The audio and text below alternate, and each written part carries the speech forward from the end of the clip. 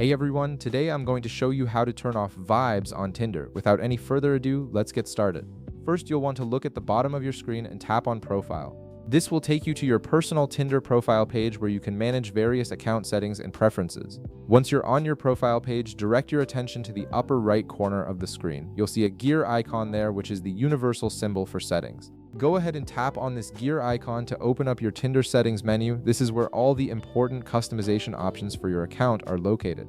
Now you'll need to scroll down through the settings menu until you find an option labeled Q&A events. This might take a moment since Tinder has quite a few settings to choose from, so just keep scrolling until you spot it. Here's something important to note. Q&A events is essentially the same feature as vibes. Tinder sometimes uses different names for the same functionality, so if you've been looking specifically for vibes in the settings, this is where you'll actually find it. Once you've located the Q&A events section, tap on it to open it up. Inside this section, you'll see another option that says Settings. Go ahead and click on Settings to access the specific controls for this feature.